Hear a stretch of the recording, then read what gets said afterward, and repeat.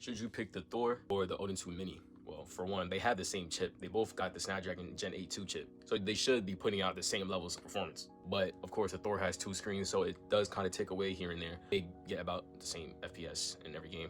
But the Odin 2 Mini has a 60 Hz mini LED screen, unlike the Thor's 120 Hz OLED. You are getting a better viewing experience on this.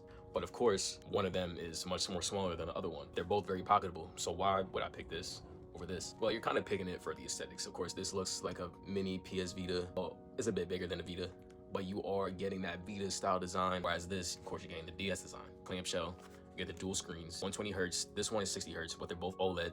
This one is a mini LED, which is basically a fake OLED screen, but it's still very bright and it's colorful.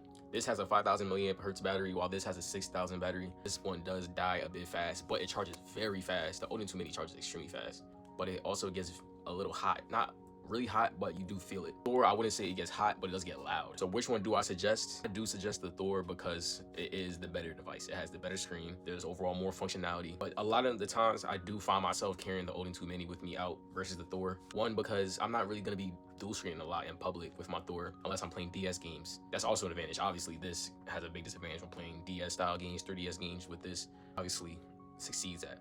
But when I'm out in public, just out and about in general, I just want to pull something out real quick, play my games. I'm pulling this out. It has the same power as the Thor, so I'm playing Game Hub games on this. Full PC games on a small ass Vita. Yes, the screen is worse, but I think that kind of forces me to enjoy the older games more rather than trying to push things in like Game Hub and trying to see a 120 Hz screen. Because 60 Hz is all you need for an emulation device. Everything's capped at 60. And the ergonomics on this are way better than the Thor, way better. I'd rather be holding this full thumbsticks. I can change these to bigger thumbsticks. It's way better than the Thor's small sticks. It's very cramped. You need a grip to be playing with this. I could easily put this in my pocket, take it out, play something, put it away.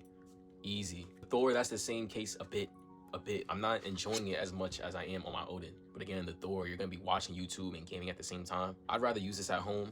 I'd rather take this out. But overall, I pick the Thor for how versatile it is. Also, I feel like they may be dropping an Odin 3 Mini. Hopefully, that's more of a wish than expectation. But I would only get this if you're okay with 60 Hz. You do want that ergonomical difference. You're trying to like take this everywhere type of thing. Not have to struggle with hand cramps if you're not rocking a grip on your Thor.